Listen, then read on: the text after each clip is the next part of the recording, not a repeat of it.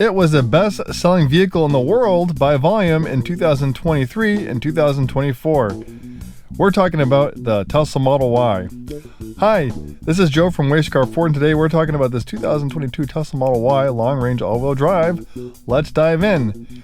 One amazing vehicle, and obviously all those naysayers about electric vehicles will say, well, the technology's not there yet. I'm waiting for the EV technology to get better, or I don't know, whatever reasons they make up to not buy EVs. But obviously, if an EV is the best-selling vehicle in the world in 2023, 2024, many people, millions of people, have obviously, decided that EVs are good enough to be mainstream, and I definitely concur. I've been commuting in an EV for the last 2.5 years. I drive a 2019 Tesla Model 3 standard range, and this Model Y has a lot more range than my standard range at Tesla. It has newer technology like a heat pump, which makes it much more efficient in colder weather. It's an amazing vehicle, and it's very spacious.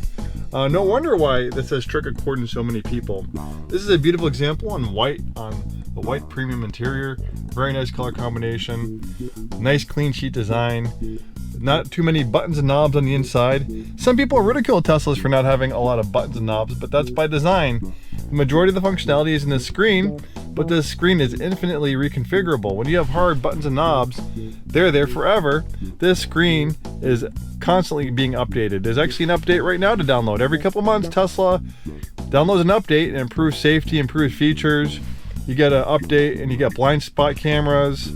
You get an update and you get new features to watch on the screen, like you can watch Hulu. I don't know if TikTok's going to stay around for long. We'll see what happens. Twitch, Netflix. You get an update and you have new video games to play.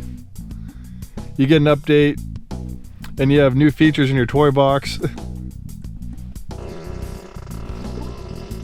The whoopee cushion's always a favorite.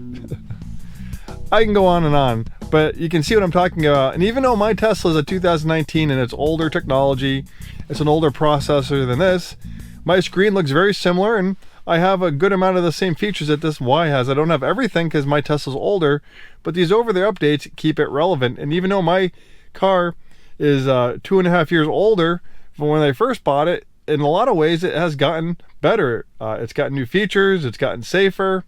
It's quite amazing. Teslas also excel in technology. This has amazing Autopilot, which is traffic or cruise control. I know full self-driving gets a lot of press. It's fantastic. I have it in my Tesla, but Autopilot works pretty awesome too. You can use it on regular roads. Works great on the highway. The car will turn, will follow the lines in the road. It will turn in the corners.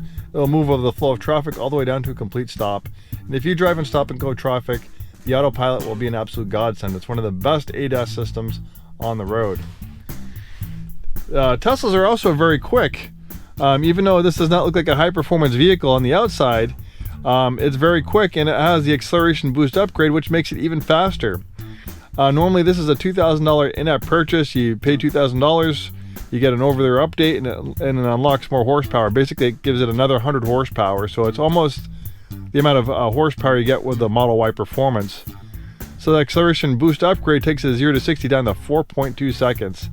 That's sports car territory. You're gonna out-drag a lot of purpose-built sports cars with this Model Y. It's a sleeper. It's pretty amazing, and this will transfer over to you. It stays with the vehicle, so when it gets its next owner, it will get that acceleration boost upgrade. Amazing supercharging network. You can hit this lightning bolt right here, and that will show you all the superchargers. You can see that within 10 miles of us, there's 1, 2, 3, 4, 5, 6 superchargers. And you just hit where you want to go, and it will navigate to the supercharger. It's always good to navigate to the supercharger because it will precondition the battery for faster charging. You can see what it's doing it right now. So even though if you know where the supercharger is, especially in colder weather, it's always good to heat up your battery so it charges more efficiently.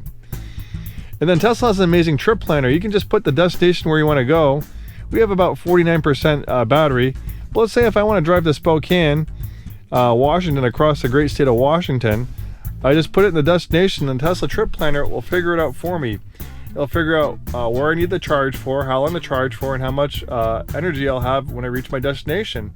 And it's very complex. It uses outside temperature, tire pressure, wind speed, elevation, so it has a very accurate range estimate on when you're going to make it to your destination. So the Tesla trip planner takes all the range anxiety out of owning a Tesla. You can pretty much drive to anywhere you want. Like if I wanted to go to like Fargo, North Dakota, which is probably, you know, almost in the middle of nowhere as you could get. No diss to people who live in Fargo. Great movie, great TV series. The Tesla trip planner will figure it out for you. So you can pretty much drive anywhere in the country and you don't have to worry, you don't have to have range anxiety. And most people, this has a fully charged range of about 300 plus miles. Most people don't drive 300 plus miles in a day. And usually at that point, you're gonna wanna stop and get a bite to eat. You're gonna need to use a bathroom. So stopping to fast charge for 20 minutes ain't no big deal.